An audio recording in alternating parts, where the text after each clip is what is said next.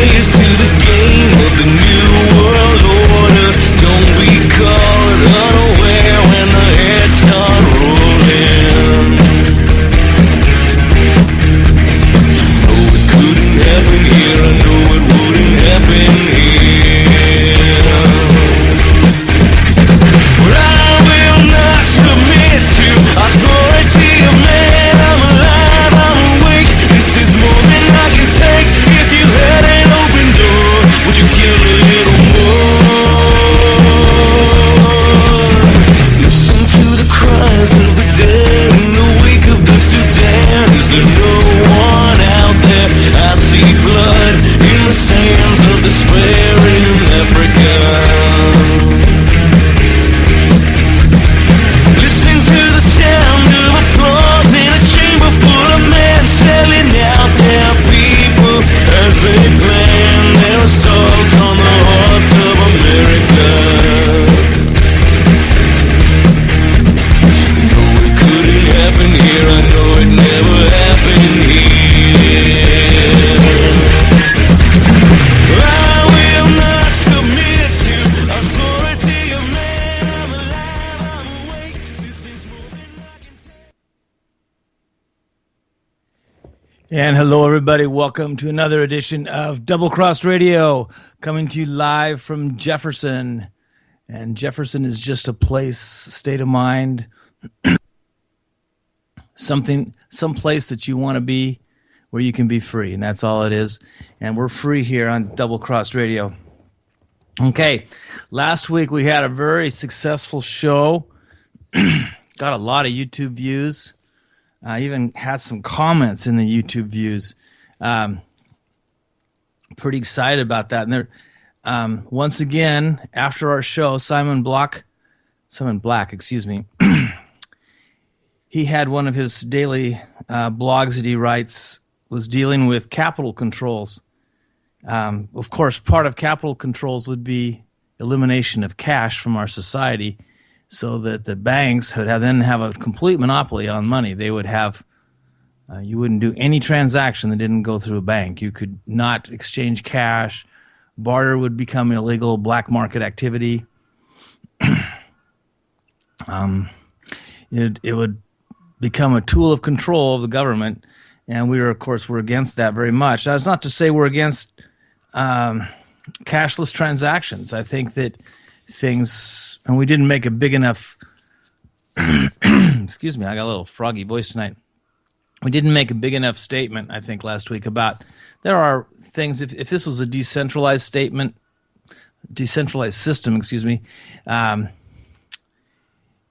say like Bitcoin. Now, you may or may not like Bitcoin, but there's no one forcing you to use it. And that's what you call freedom. But if it was a decentralized system like that, I would really have no problem. And if you still had the choice to use some sort of a cash or currency, I think that it's fairly harmless. You could become cashless if you wish to, and you could still use the anonymity that comes with a cash transaction if you wish to. And I think that that's a good system, and it probably should stay. And then people should have a freedom to choose, just like women supposedly have a freedom to choose. Certainly, how we spend our money and what form our money takes should also be a freedom that we have to choose. It shouldn't be foisted on us like healthcare has been foisted on us. So that was just kind of a summary of last week's program. We were very happy to have over 500 YouTube views so far on the UCY network. I know it's been reshared on some other YouTube channels. I think it was also featured in the News Doctors. And I think we got a lot of people made more aware of this, or at least interested in doing further research on this topic. And for that, I'm very excited and happy. That was our whole goal, is to bring people up to speed on that. Tonight, we were supposed to have Jordan Page on. Jordan has got a killer cold. He says he sounds like a frog in a jar, whatever that sounds like. And if it's the cold I had way back in April, he may be sick for a while. Next week, we are going to have Telly Blackwood on. Some of you may know him as Leatherface, and I'm not sure exactly where we're going to go on that show yet. I'm going to be talking with him this weekend and the first part of next week, and we will have some topics that he wants to discuss and I'm interested in as well, and we will broadcast that as part of our show. And then hopefully, if Jordan has healed up from his virus in a couple of weeks, we'll have him on their June 11th show, and he'll catch you up on some of the stuff that we're going to do. And what I had planned to do with him tonight was to kind of review Memorial Day in light of some of the anti-war songs that he's written. And I think we may still do that. These are really powerful songs, and any of you who have listened to our intro over the years knows what a great songwriter Jordan Page is, and there's a lot more in his repertoire than just Listen, which is our theme song. Okay, now on to the show tonight. I kind of had to scramble for some content because I found out about Jordan's demise with about 4 hours before show starts. So we usually don't get into too much political stuff here. I mean, politics is kind of involved in everything, but we were trying to focus more on economics and history, and we don't want to get into too much about who's running for this and what office for that. Now, there were a couple candidates in the local elections last year that we favored, and we actually had one of them on our show because he really spoke a broader message about personal freedoms and liberties, and we thought that was really an interesting show, actually. And then we've had Dennis Linthicum on several times. He was a past candidate for a 2nd congressional district in Oregon. But aside from that, we really don't get into that very much. Part of that is I think that if you get too partisan about something, or if you pick out somebody that you really want to criticize, they're in one party or the other, you can potentially lose half your audience. And then the next week, if you're equal, if you want to be equal and fair, and you attack somebody from another party, from the opposition party, you'll lose the other half of your audience. So I don't think it's really, I mean, unless you consistently stay on one, trying to discredit one party or the other, I think that it's probably a losing battle in terms of gaining listeners. But we have a candidate running for president in 2016 that, to me, is unacceptable at any level. I don't think she is capable, or I know she's not capable of being president. I don't think that she would even make a good dog catcher. She's just a horrible person. She way overestimates her abilities. She blames everything that goes wrong on the people under her, and I really feel sorry for those people. She has a horrible track record of all the things that she's done.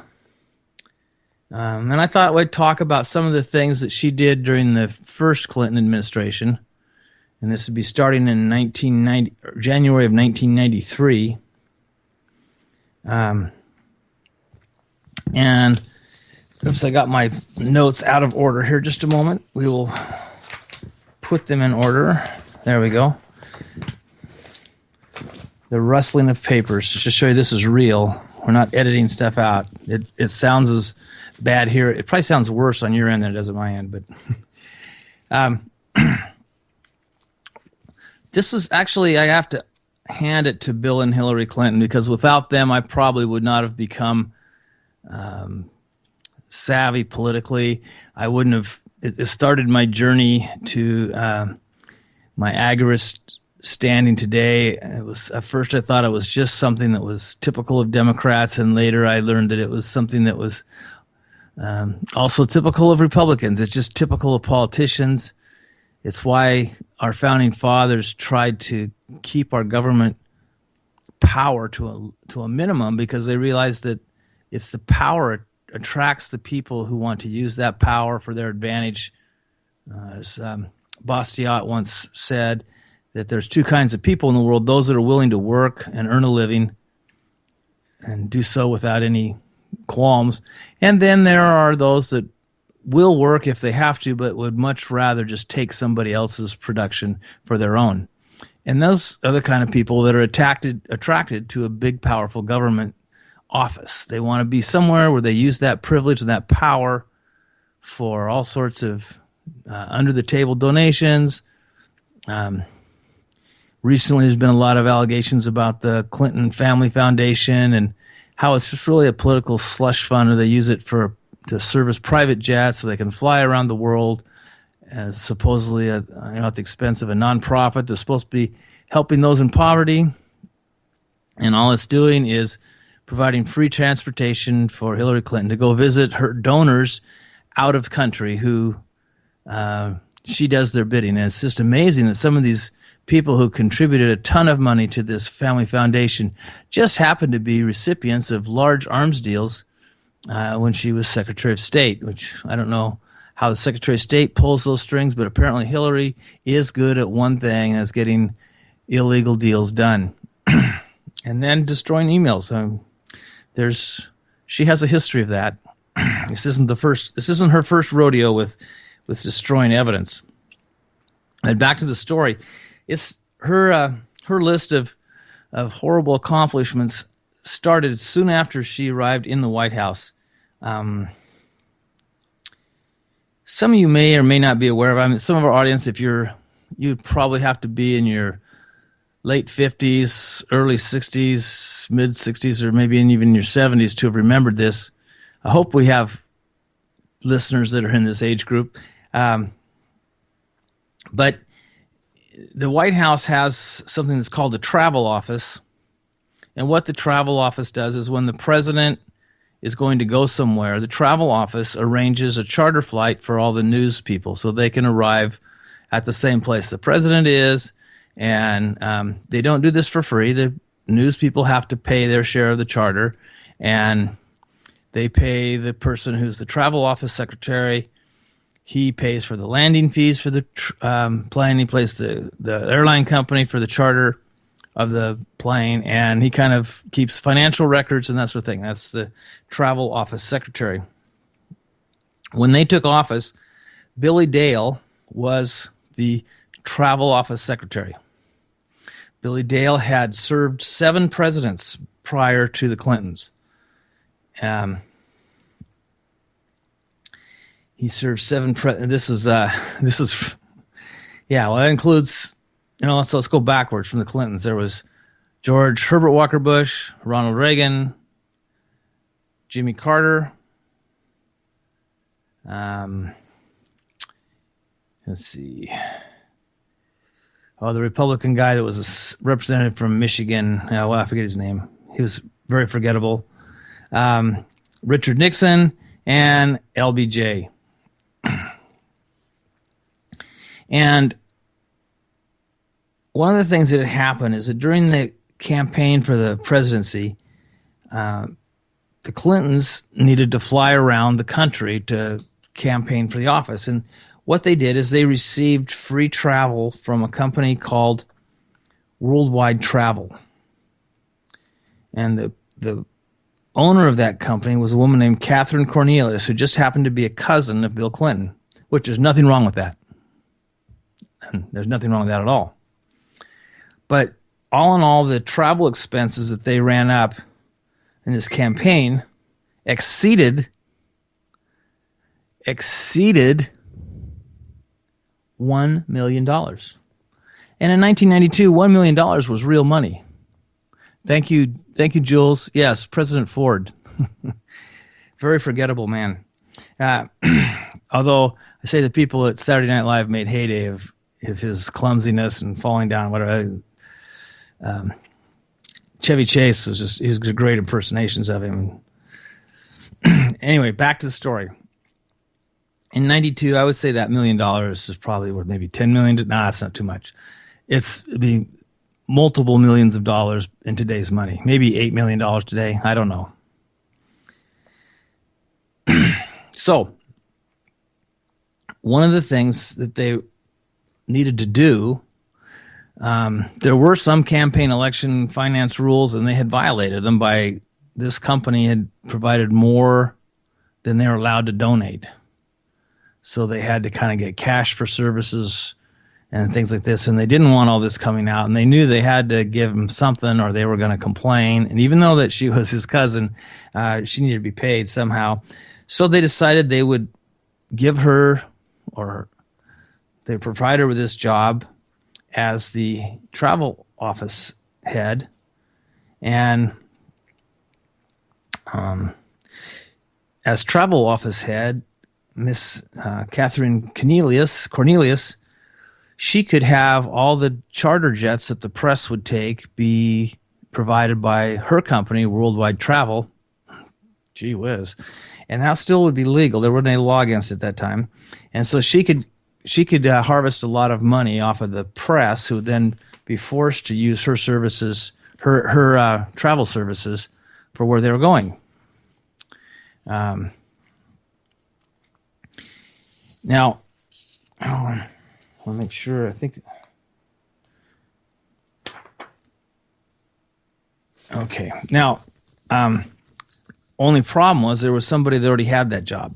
That was Billy Dale, and Billy Dale, because he treated the press so well, was very popular with the press, and there was no way that the press was going to let Hillary Clinton get away with just saying, Billy Dale has to step down. We have some campaign supporters that we're going to honor with this job. They were not going to let it rest. The Clintons were not as powerful as they are today. The people in the press hadn't heard of the Clinton body count list, and whether that was real or not, or it had a kind of a chilling effect on a lot of people in the press eventually. So they had and I'm going to state this also, the Clintons, as incoming presidents, had every right to put their people wherever they wanted to. That's one of the things they get to do. It's part of being president. But rather than just simply asking for his resignation, which would have been easy to do, Hillary and her staff, knowing that Billy Dale was very popular, decided that they not only had to get rid of him, but they had to somehow make him seem to be the bad guy in this whole thing and not have Hillary become the villain. We wanted to keep her public image very good. So firing wasn't enough. They had to get him in jail. So they had been kind of trying to figure out a way to get him out of the office, and things are kind of dragging along. And here's Catherine Cornelius, and she's wondering, when am I going to get this job? I've got all these bills to pay from your charters. I need to either get paid for this, or I need to get this job. I need to have some way to have an income stream so that I could keep my business going. You promised, and these are my thoughts of how she would have been talking to them. I don't know how close a cousin she was to Bill, but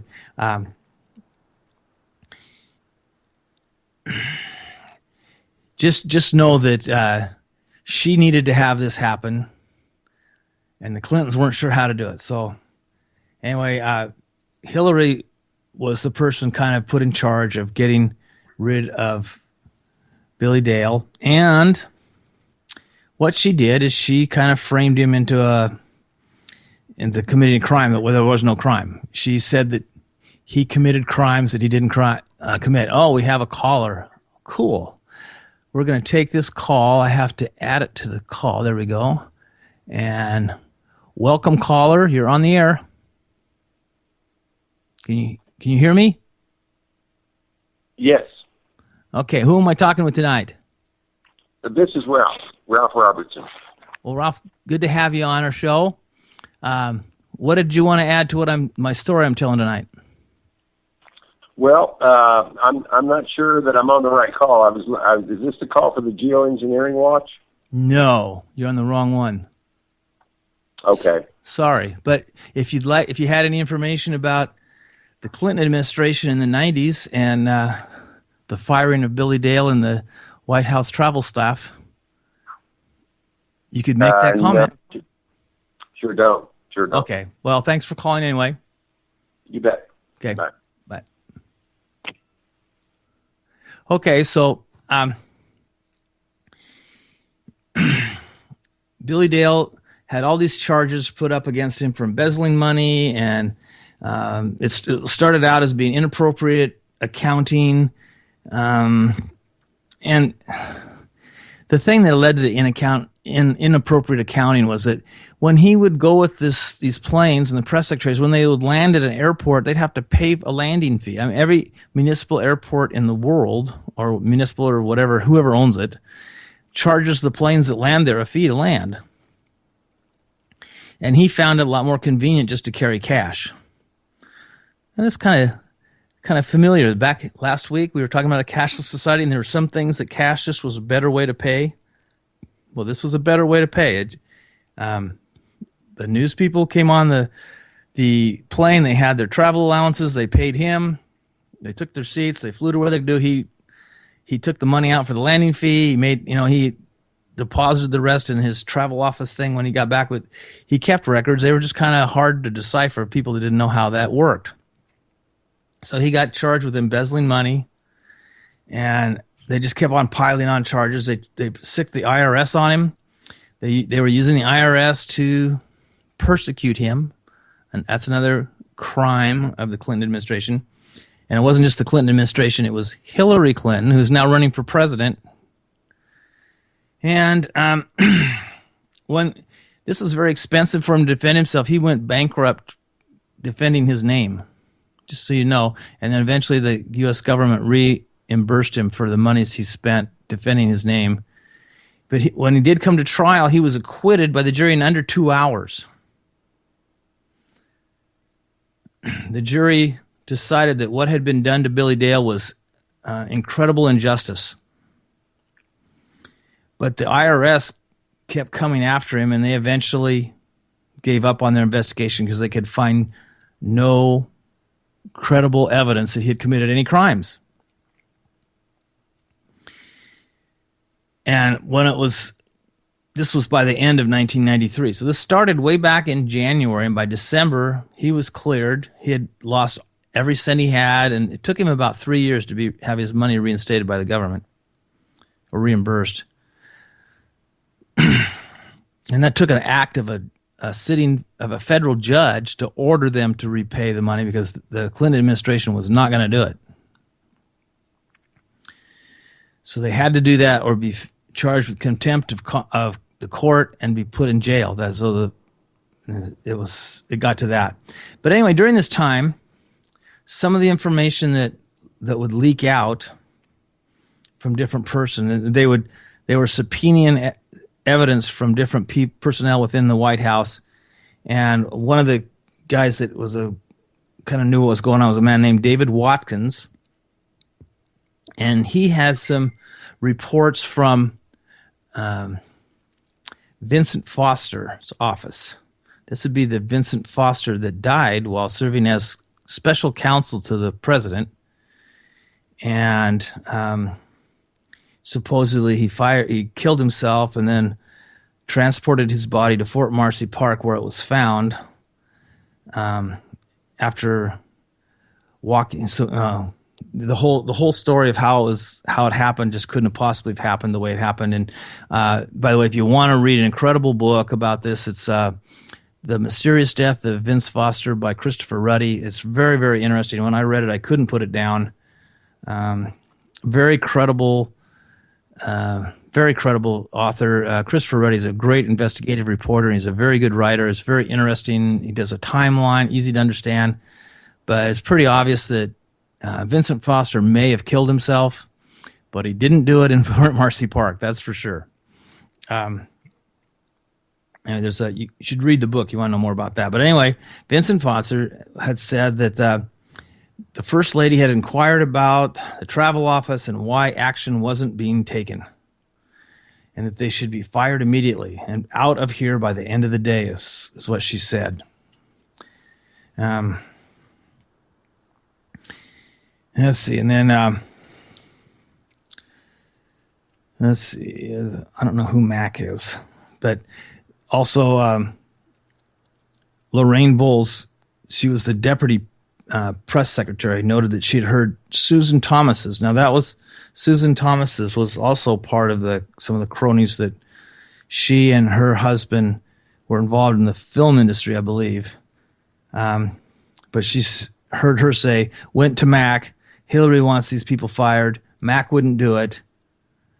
David Watkins didn't want to do it. I don't know who Mac was. It could have been one of the people that handled staffing and stuff.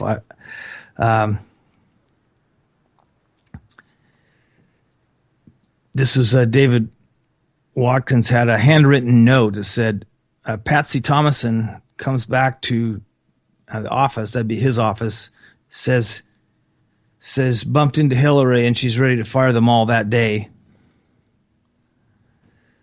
Harry says his people, that'd be Harry Thomason, who was involved with Kathleen Cornelius, says his people can run things better, save money, and besides, we need those people out. We need our people in. We need the slots. Is the real story to be told? Yes, Hillary was in this thing up to her eyeballs. It was abuse of power, attempt to ruin the life of an innocent man who was really a very loyal civil servant, just so that she could look good in the press. She wouldn't be someone who's a conniving person that she is. So that was a part of that, and then let's see here. After this became known as Travelgate. Because there were several implications that said that there could have been a crime committed, a special investigating committee was formed, and they spent 3.5 years investigating not just who fired them and why, but the wrongdoing that followed. The resulting mosaic, pieced together from the facts uncovered, revealed answers the White House refused to disclose. And in the end, the actions of the Clinton administration following the firings may have a lasting damaging impact on the office of the presidency. The committee has found that the motive for the firings was political cronyism. The president sought to reward his friend Harry Thomason with the spoils of a White House travel business. A pretext for firings was created and the trigger was pulled. When the public reacted to the firings with outrage, the roles of the president, first lady, and Thomason were minimized as the White House staff engaged in a colossal damage control effort. First, they tried to portray the victims of the firings as the wrongdoers. This was achieved by White House officials unleashing the full powers of the federal government against the 7 former workers, Billy Dale and the 6 other guys. An extraordinary might of the Federal Bureau of Investigation, the Internal Revenue Service, and the Department of Justice, not to mention the prestige of the White House itself, were all brought to bear on those people, innocent people who had done nothing and would have stepped down if they had been asked to. These actions constitute a gross abuse of the rights of 7 American citizens and their families. Second, an enormous and elaborate cover-up operation housed in the White House counsel's office. That'd be Vincent Foster, who later died mysteriously, sought to prevent numerous investigations from discovering not only the roles of who fired the workers and why, but also their efforts to persecute the victims. In the process, it obstructed and frustrated all investigations. It turned the office of the White House counsel into a political damage control operation. It made frivolous claims of executive privilege. It abused its powers to smear innocent citizens. And most important, it failed to level with the American people. And so that was just one of the things that dear Hillary did as First Lady. She was not even an elected official, and she's already just, I don't know.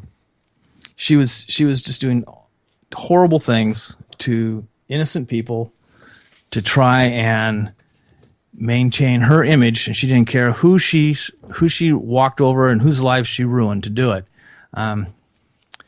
So that's how it goes. And she is Democrats. If there are any Democrats out listening to this, please find someone a little bit more integrity than Hillary Clinton to be your office, your torchbearer for your party. It really reflects poorly on all of you that you'll stand behind this witch of a woman who has never been responsible for anything bad that's happened on account of her, and has always found someone else to take the blame and persecutes her enemies to the full extent of the power that she has.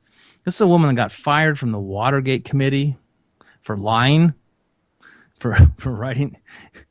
They were trying to get Nixon, and they couldn't have her on the committee because she was committing more crimes than the ones that they were investigating. They had to fire her. When she was the first lady of Arkansas, she worked at the Rose Law Firm in Baton Rouge. I think it was that's Louisiana. Arkansas is Little Rock, Arkansas, and she was involved in all sorts of illegal deals there as well. They had these properties at. It's kind of supposedly going to be a resort, but it never happened. And in these resorts, they would get appraisers to come in and appraise the properties. Then they would have the banks offer a loan to people, but in the contract, they would have the loan state that if the people defaulted on the loan, the bank could not foreclose on the property. The bank was just out of the money. I didn't a bank in America that would sign a loan like that. They were doing this as a way to funnel money to the Clintons for political favors. It's an elaborate kickback scheme. And all that information was in the offices of Rose Law Firm. And when this started to become known, there was a man that uncovered this information, and he started to go public with it because he realized they knew he had the information. If he didn't spill everything, they were going to kill him. He knew it. So if he just told everything he knew, then if anything happened to him, it would give more credence to what he was saying. He came out with the things that they had done. They opened up a shredder party at the Rose Law Firm, and they were shredding documents 24/7 until they destroyed every single piece of incriminating evidence against Hillary. And that's the truth. That's what really happened. And this was all known. This was in the mainstream press. This was before the press was completely controlled by the White House like they are today. This is when they were still kind of a fourth estate. And they reported this news, but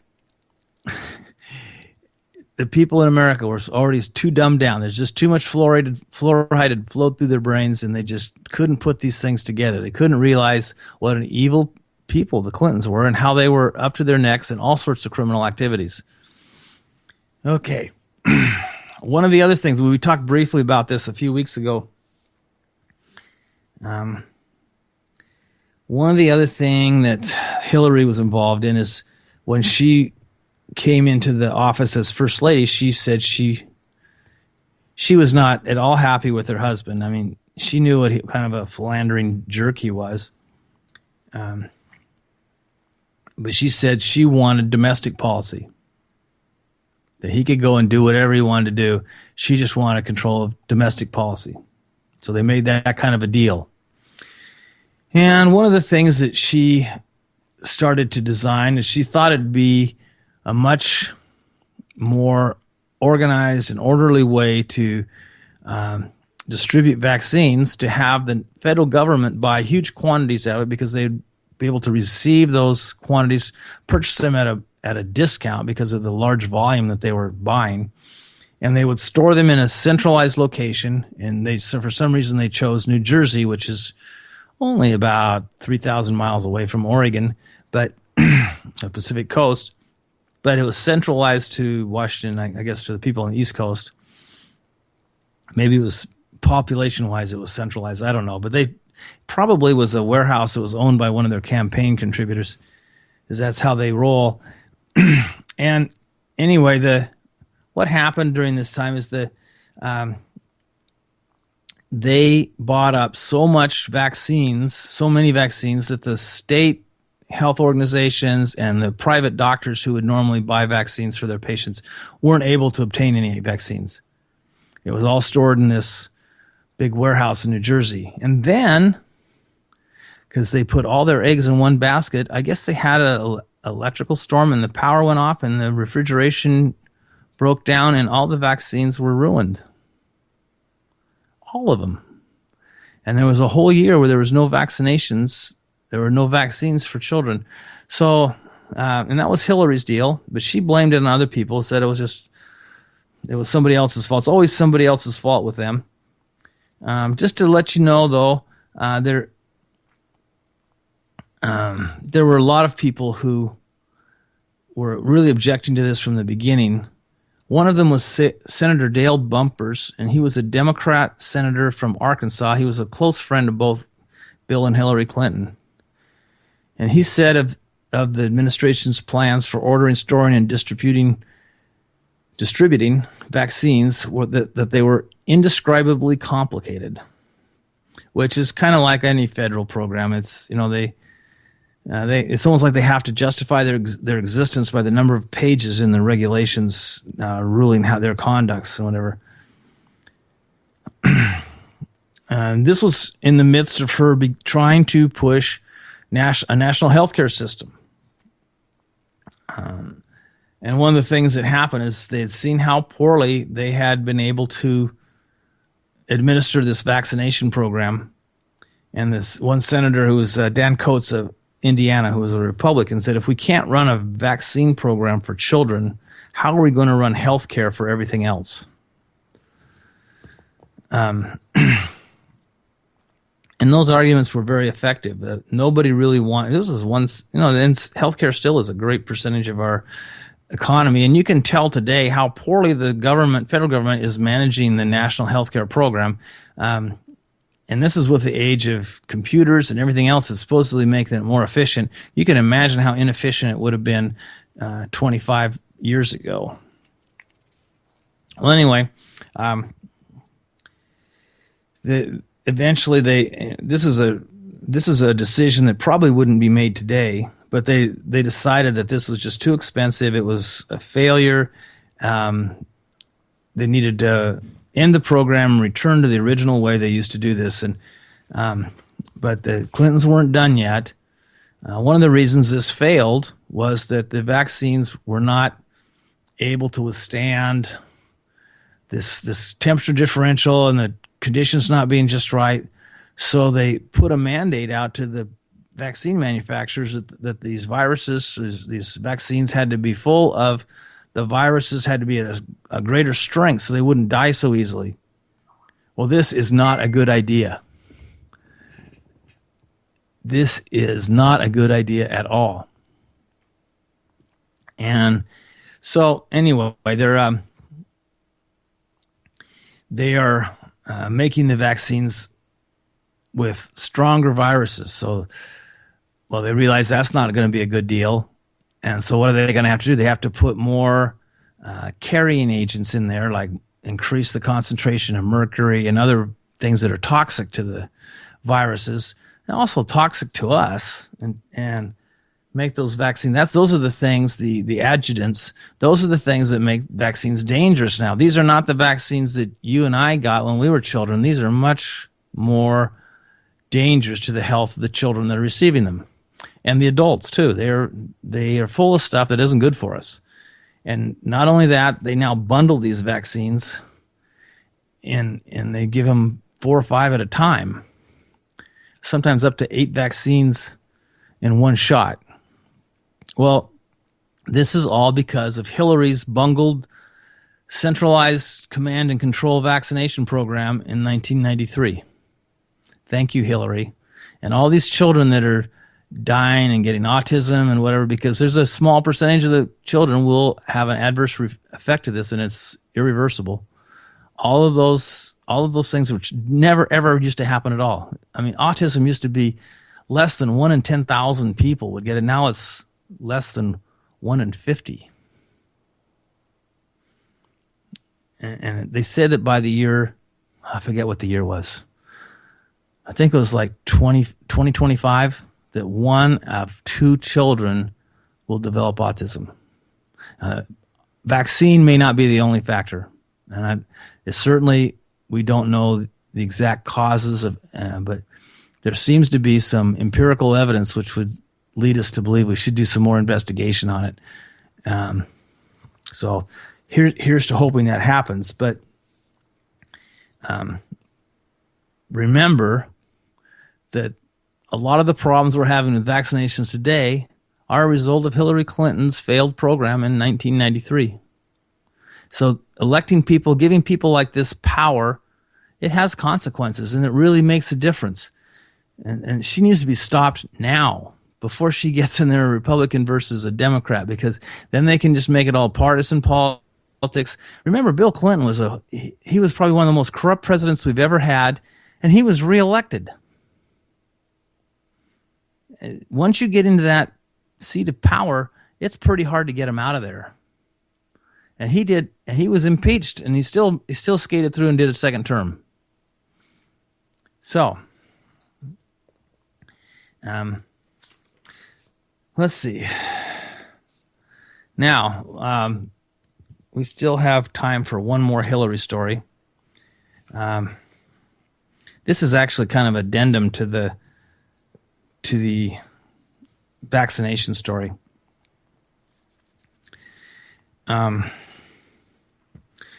When she was trying to do this healthcare thing, I think the reason she was doing the vaccination program is she wanted to show how much more effective government could be in distributing medicines and caring for people and everything. And it actually, of course, anybody that has ever studied the effects of government trying to do anything would know that is probably a very improbable outcome, that they would actually be able to do this better than the existing system. Anytime you have to use force to do something, it's a pretty good indication that it's not a very good idea. And it usually accomplishes the opposite of what you're setting out to accomplish. Well, I'm just going to read from a story. This was in, what was this story in? It was reprinted in the Free Republic, but it's out of a newspaper or a magazine. Not surprisingly, Hillary tried to pull off her healthcare coup in secret. For over 3 years, she had claimed that all the members of her secret committee were full-time government employees. Why was that important? Because so-called Sunshine Law would not apply. So the Sunshine Law says that if you are not a government employee and you're having meetings with the government, all the people that are there have to be listed. They have to, their connection to the thing being discussed have to be revealed. But if they're government employees, no problem. So they kept contending that all these people were government employees, and they weren't. She held the meetings in secret, kept documents hidden from the public. Whoa, boy, have we seen her recently do that, huh? She had a secret email, which kept it hidden from the public, and then when they wanted to know what it was, she deleted all the ones that would be really incriminating, and says she can't wait for them to release those emails to the public because she thinks she's gotten rid of all of them. The ones that would do her any harm, just like she shredded the documents at the Rose Law Firm. And she would not let us know all the members of the president's task force on healthcare reform. I believe the hand grenade with the bad haircut was among the people in that who had run for president against Bill Clinton, was also a member of that task force, possibly a payoff for him to just be in the election long enough to screw it up, split the vote, and get Bill in. The National Legal and Policy Center joined the Association of American Physicians and Surgeons, that's AAPS, in a lawsuit that ended up in the courtroom of one of the only judges who had the moral clarity and intestinal fortitude to actually enforce the law, Judge Royce Lamberth. Now, this is just a stroke of luck. When you have a case like this, the name of the presiding judge is chosen entirely at random, and he was probably the only judge in the pool of judges that had the guts to take this on and actually adjudicate it as a judge is supposed to. The fact that he was the one appointed was a miracle, I guess. This is from the AAPS, pointing a legal finger directly at the White House, the Department of Justice, and the highest levels of government. A federal judge imposed sanctions for misconduct on December 18th, ordering the government to pay more than $285,000 to the Association of American Physicians and Surgeons. And then they went on to say in their public release, "We are elated that justice has finally been reached, but distressed that this shows the continuing course of misconduct by this administration." Now, this was December 18th, I believe it was 1993. So this is just, they weren't even a full year into their office and presidency. The order issued by Judge Royce Lamberth of the District Court for the District of Columbia finally brings a close to litigation initiated in February 1993, which is soon after. I mean, they took the office in January of 1993. So anyway, we'll go on. For more than 3 years, the administration this must have been later on then. For more than 3 years, the administration, Department of Justice claimed that the task force working groups consisted entirely of full-time government employees. Subsequent release of task force documents proved that claim to be false. So I think that perjury would come into play here, but maybe not. Judge Lamberth found that the executive branch and its attorneys knew that claim to be false, but did nothing to correct the record, thereby prolonging litigation. It seems that some government officials never learn that cover-up can be worse than the underlying conduct, writes Judge Lamberth. Most shocking to this court and deeply disappointing is that the Department of Justice would participate in such conduct. I tell you, I don't believe Judge Lamberth is still with us today, but I imagine he would find the current Department of Justice to be to make that Department of Justice look like Boy Scouts. I mean, they didn't have any Fast and Furious in their Department of Justice, but this is still bad. This type of conduct is reprehensible, and the government must be held accountable for it.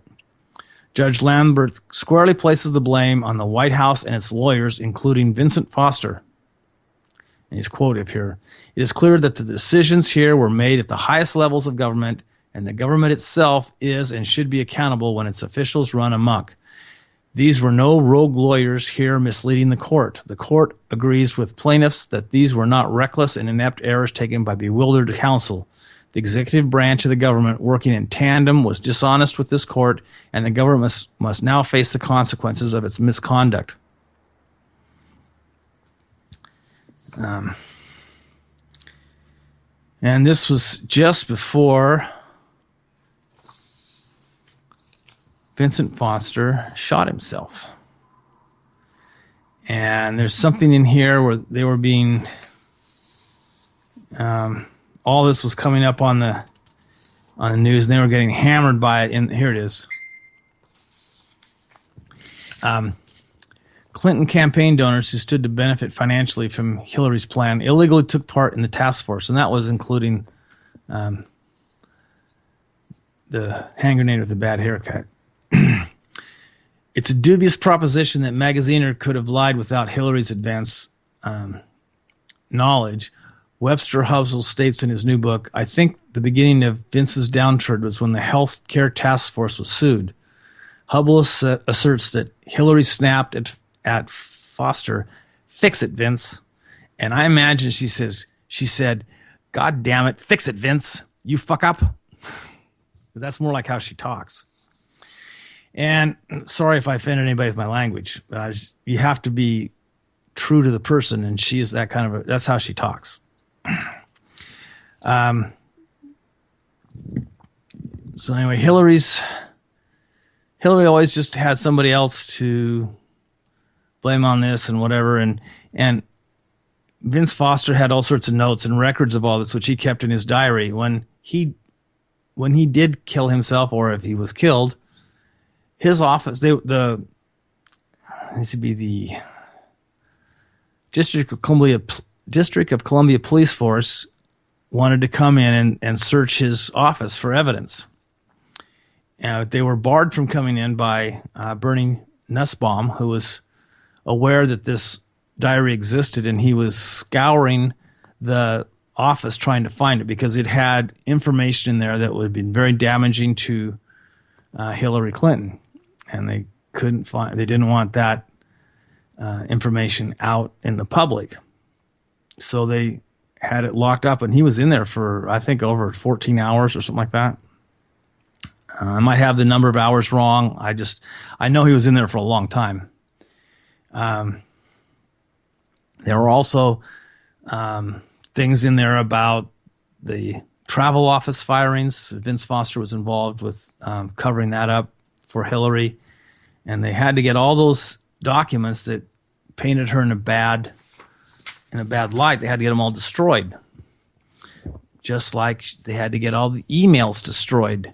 And I'm bringing all this up tonight because we need to know that the behavior that Hillary Clinton exhibits is a pattern of behavior. She's, her husband was a louse, and he's probably the kind of guy who'd be a lot of fun to hang around with because he's kind of funny guy and whatever, but he's not someone you can depend on.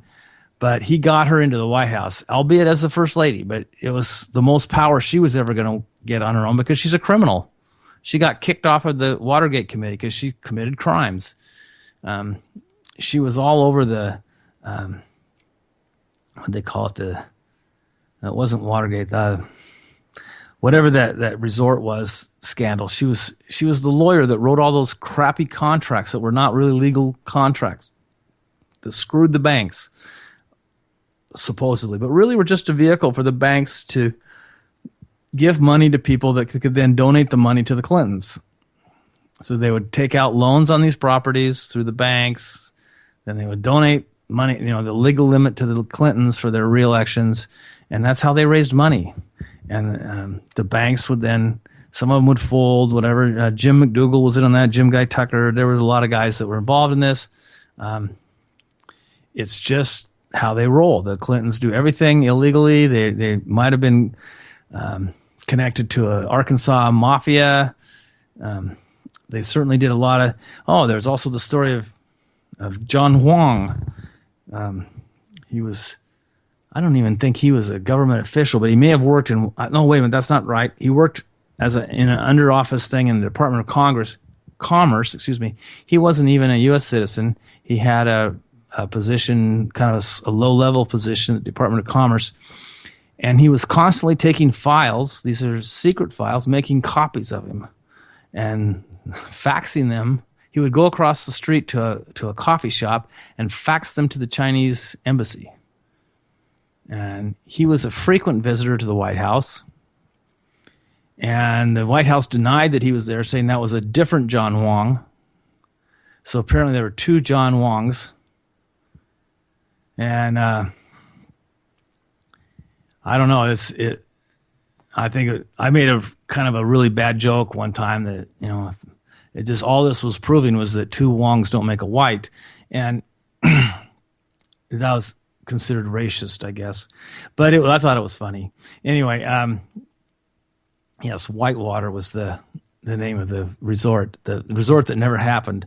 By the way, there was a 15 or 20 mile road that was put in from the main highway into that by the state of Arkansas while Bill Clinton was governor at the cost to the taxpayers of Arkansas, considerable sum. I mean, it's millions of dollars to build a road like that. The people that owned the resort property didn't have to pay a dime. But anyway, back to the how Hillary Clinton rolls. She destroys all the evidence, just like she did with the emails. What she did by keeping her own private email was illegal. She should be facing charges for that. But everybody's all trying to say, it's just an innocent mistake. The stuff with the Clinton Family Foundation, they know that they were laundering money so they could use it tax-free to do what they wanted to do. They're soliciting donations from hardworking people and mainly foreign governments and dictators and scumbags that from despotic nations like Iran. I think that's one of the ones they took donations from, and for that influence that they buy by donating to the Clinton Foundation that they use for all their stuff that they like to do for themselves. Bill flies around the world. Bill and Hillary, they get like up to $200,000 as a speaking fee. Now, these people, I've heard them speak. They are not exceptional speech givers. They don't have anything enlightening to say. This is just a way to buy influence with them. They are as crooked as a dog's hind leg. They just they take money from all sorts of foreign governments. And there was another foreigner that was kind of attached to the Clinton administration. That was a guy named Charlie Tree. Charlie Tree was a campaign volunteer. He owned a Chinese restaurant in Little Rock, and he would bring bags of cash to their campaign office, and then they said, well, you can't do that. We have to have money orders or something. So he went out and he bought money orders. These were consecutively numbered money orders, and he gave way over the accepted amount, and said they're from anonymous people. He just dumped it there, and they get all this money. His running mate, the Al Gore, he went to a Buddhist monk's temple in the Bay Area. I don't remember if it was, I think it was in Berkeley. These are people that take a vow of poverty, and they raised hundreds of thousands of dollars there. How does that happen? These guys are in the pocket of everybody who has enough money, and they will never represent you. They're criminals. They shouldn't even be being considered. And if you're a Democrat, you should be ashamed that your party is even considering them. I can't say anything more. I just say that these people are just, they are not worthy of the office of dog catcher, let alone president of the United States. So, let's see, what else is there to say about the Clintons real briefly? Let's see. Let's see. Charlie Tree bought Motorola and L'Oreal and IBM thanks to Clinton. Yeah. They had all their missile guidance systems. These were things that they had. The Clintons had the Defense Department, the State Department had them declassify them so they could be sent. The companies that made them could send them to China as part of a trade deal. And the Chinese were having a horrible time getting their missiles off the ground. Suddenly they could shoot them up into space. Whoa. How about that? And it wouldn't have happened without the Clintons, and it wouldn't have happened without all the money that was funneled into their reelection campaigns. And that's how traitorous these people are. That was, by the way, thank you, Anonymous 0609. That was awesome that you guys remember all these things. Any of you who might be out there listening that are natives of the Arkansas region, you know about the story of the boys on the track. These are boys that allegedly witnessed drug transactions, cargo planes flying drugs into the Mena airport in Mena, Arkansas. And supposedly Bill Clinton met George H.W. Bush there in person. They shook hands. They made some kind of a deal. I don't have much love for the Bushes either. I think they're just another criminal family. They're just a little bit better, higher class of criminals, so they're a little bit better at hiding their crimes. They're not quite as sleazy as the Clintons are, but it doesn't mean they're any cleaner. They're just as guilty and just as untrustworthy. So if Jeb Bush is running against Hillary Clinton, we are really screwed. You better be making plans to find another country. I'm telling you. Anyway, we are within a minute or so of the closing minutes. So I want to thank all of you guys for listening tonight. We'll see you all next week. We're going to have Telly Blackwood on. Some of you may know him as Leatherface. I hope that he doesn't catch a cold too. And then the following week, I think we'll have Jordan Page on then, and possibly Joe Biggs in a future show. So keep tuned. We're going to have a lot of great shows coming up in the near future. Thank you all for listening. Good night.